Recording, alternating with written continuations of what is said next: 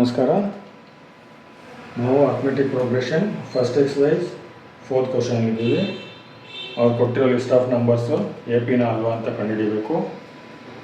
ಅದು A P ಆದರೆ common difference ಬರೀಬೇಕು ಮತ್ತು ಅವರು 4 terms ಕೊಟ್ಟಿದ್ದಾರಲ್ವ, 5th 6th 7th term ಏನು ಬರುತ್ತೆ ಅಂತ ಬರೀಬೇಕು. ಅದರಲ್ಲಿ 15th ಕ್ವಶನ್ ಇದ್ದೀವಿ.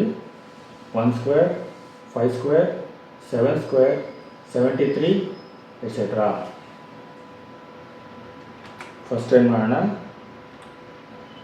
ಸ್ಕ್ವೇರ್ಸ್ನ ತೆಗೆದು ಹೋಲ್ ನಂಬರ್ಸಲ್ಲಿ ಬರ್ಕೊಳ್ಳೋಣ. 1 ಸ್ಕ್ವೇರ್ ಅಂದರೆ 1 into 1 1, 5 square 5 into 5 25, 7 square 7 into 7 49, 73 ಹಂಗೆ ಬರ್ಕೊಳ್ಳೋಣ. ಈಗ ಡಿಫ್ರೆನ್ಸ್ ನೋಡ್ತಾ ಹೋಗೋಣ. a2 minus a1 ಅಂದರೆ 25 minus 1 24.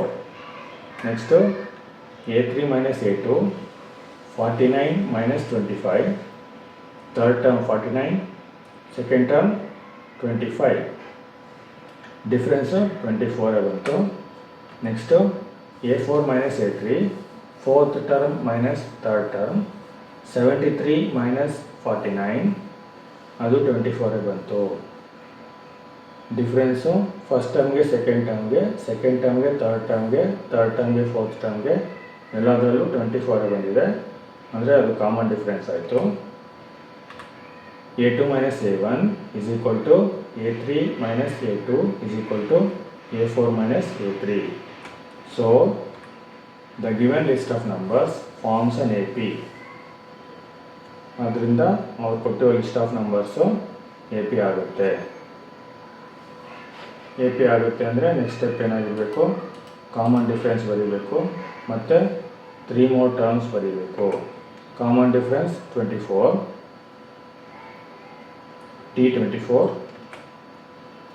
ನೆಕ್ಸ್ಟು 5th ಟರ್ಮ್ಗೆ formula a plus 4d, a plus 4d ಅಂದರೆ 4 into 24, ಕಾಮನ್ ಡಿಫ್ರೆನ್ಸ್ 24 ಇದೆ.